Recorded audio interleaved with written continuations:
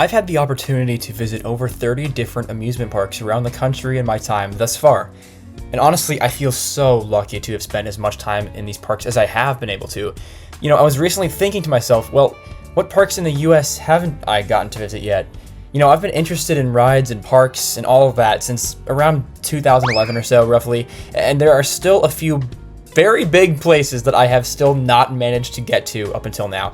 So when creating that idea, I had a few parks instantly come to mind, those of which will take precedence on this list. But you know me, this had to be a ranking. I wasn't just gonna throw one or two in there. So I went ahead, came up with a list of 10 United States amusement parks that I have not been to yet, but ranked by how much I want to visit them. I love giving a few honorable mentions, so of course, here they are. I thought of just a few parks I am definitely interested in, just not quite as much as the others you're gonna see later. First off, Silverwood Theme Park in North Idaho. Very, very cool, especially to have all these wooden coasters surrounded by all of the big mountains. Awesome looking place, just probably won't get up there for quite some time because of how far away it is. It's not really near any big metros, it's sort of out in the middle of nowhere. Six Flags St. Louis also looks pretty interesting. Definitely closer to a big metro area, so maybe it'll happen at some point. California's Great America near San Jose. This place definitely might be higher up in my priorities just because the park itself might not exist in a decade. We'll see about that, but yeah, I definitely want to make a trip up there. And Michigan's Adventure, which I really only have here because Shivering Timbers looks like a fantastic attraction. I really do hope to visit all these parks at one point, as they all have one draw or another to me, but the next 10 you're going to see here, I'd have to put higher up on my list of must visits, and I'll explain why. Let's get started. Number 10, Six Flags Great Adventure. You might think, wow, that's awfully low, but let me explain why. I do think this would have been higher if it had not been for the removal of King Dakar earlier this year. That genuinely made me so sad. That was my most anticipated United States roller coaster that I had yet to ride, and now it's gone for good.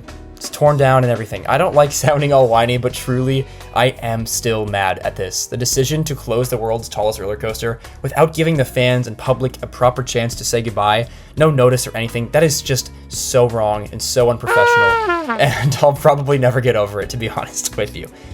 With that said, I am optimistic that their 2026 coaster will be a good addition, but it still won't be King Dakar. Nothing ever will, Along with all this, I've heard that El Toro isn't running quite as incredible as it used to, a little bit rougher maybe.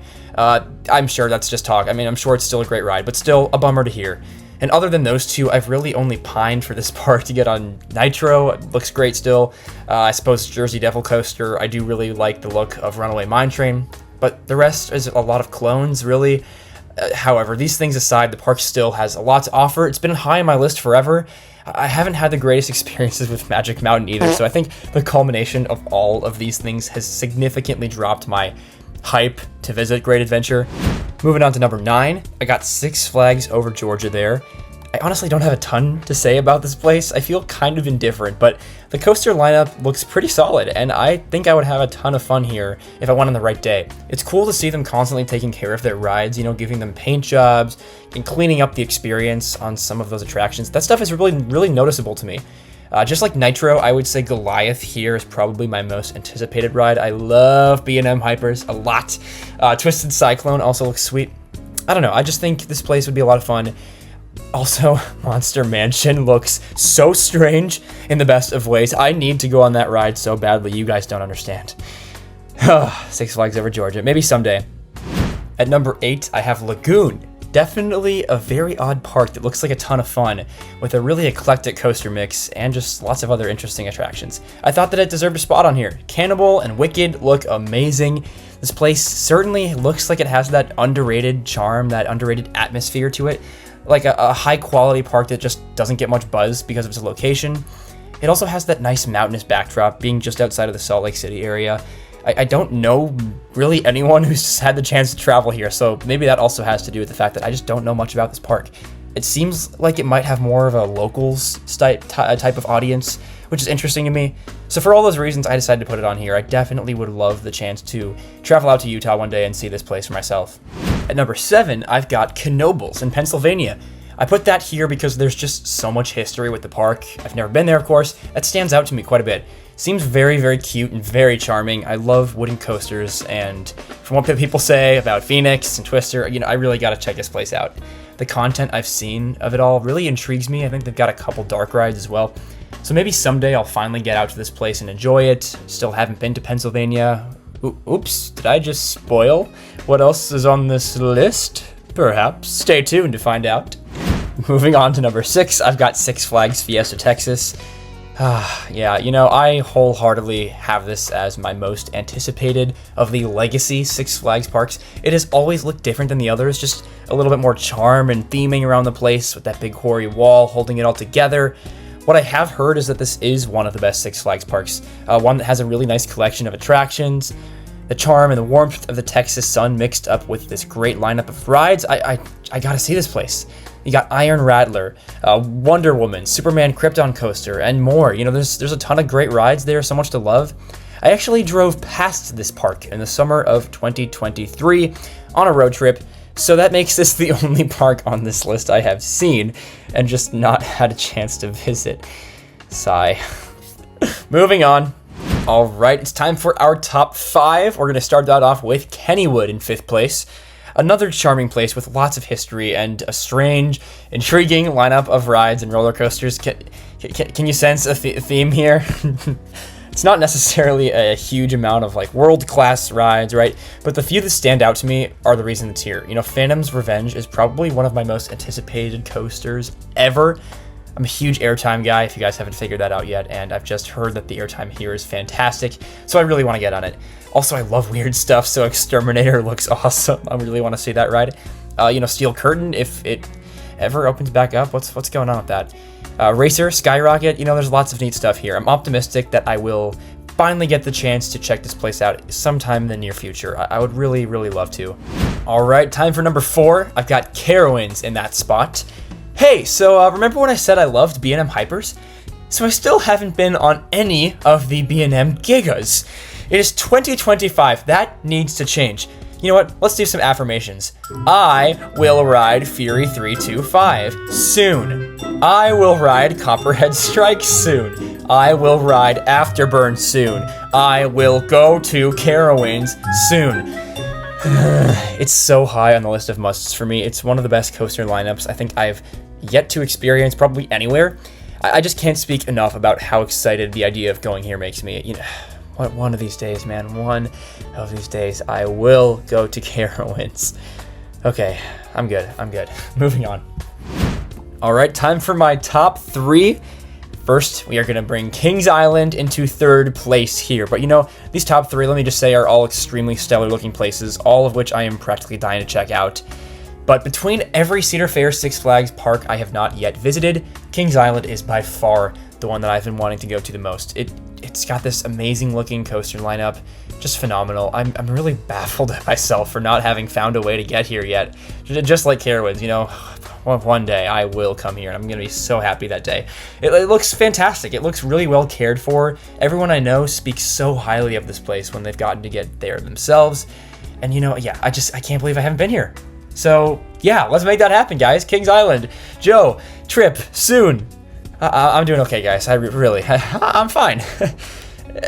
Coming in at number 2, Hershey Park, also in Pennsylvania. You guys see what I was doing back there?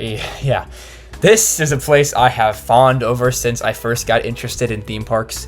A ridiculously good coaster lineup that I want to experience as soon as possible. There's just so many fantastic looking rides here. Mostly Sky Rush. I need to know how good that is. It's so divisive. Fahrenheit, Storm Runner, Lightning Racer, Comet, Great Bear, Wildcat's Revenge, Candymonium. So many great looking rides. I really hope to get out here soon. All of the candy theming, it's just adorable. I really love how much they channel that and use it to their advantage. That makes it super unique, right? There's just not a lot out there that is like this. But you know what? Scratch all of that. The only reason this is this high on my list is because of Jolly Rancher Remix, baby. Come on! Okay, I'm calm now. I'm ready to keep going and tell you guys what my number 1 spot is. Anyway, as you might know, I am probably more of your theme park fan than your typical amusement park fan. which might be clear with how much I talk about charm and theming and atmosphere, all those things, right? Not to discredit any of the amazing rides and attractions that I've talked about so far. That's just my personal preference. So, with that in mind, there's really only one park in this country that I have yet to visit that really stands up there with stuff like Silver Dollar City, Disney, Universal, all of those really highly themed places, right, that I've loved my chances to visit. This is the only one missing for me, and that is none other than Dollywood in Pigeon Forge, Tennessee, baby. Let's go! I've never been to Tennessee or really anywhere near Dollywood, so that makes sense why I haven't had the chance to visit just yet. But ever since I became interested in this industry, Dollywood was a must visit for me, and I just can't wait for the chance to get here. I will always be sad and regret that I have not and will never get to ride Lightning Rod in its original prime state with that launch, but it still looks fun nonetheless, with a supporting cast of Wild Eagle, Big Bear Mountain, Thunderhead, Mystery Mine, plus all those others. It just looks fantastic. There's a lot of stuff I really want to check out for myself. The character of this place, the charm, of course, just looks outstanding, and I really want to see it. So that is what brought it to the #1 spot of my list here. And that's it, guys. That's every major US park, amusement parks and theme parks that I have not been to yet, ranked by how much I want to. Which is crazy to think about, because that's just the US. I could make my own video about international travel with rides or theme parks, because I don't know if you guys know this, I have never actually had the chance to leave the United States and travel anywhere internationally.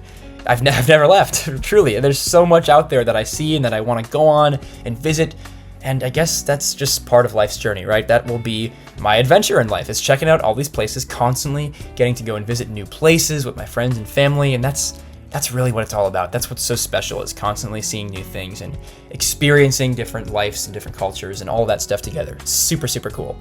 But with all that said, guys, thank you so much for taking some time out of your day to support me, to watch this, to check out what I'm talking about here. I'm very, very passionate about this stuff. I think it's so much fun to discuss and opinionate, right? I love that discourse so much, and truly, I say it all the time, but thank you for taking time out of your day to come and check this out. That means the world to me, more than I can really ever say in words. If you want to support me, please drop a like, drop some comments, speak about my stuff to some of your friends if you'd like. That word of mouth I know is big, and the YouTube algorithm still confuses the crap out of me, so I just truly appreciate you guys being here. Until next time, thank you so much. Go look in the mirror, smile, because you're looking great. Drink some water. I'll see you guys in the next one.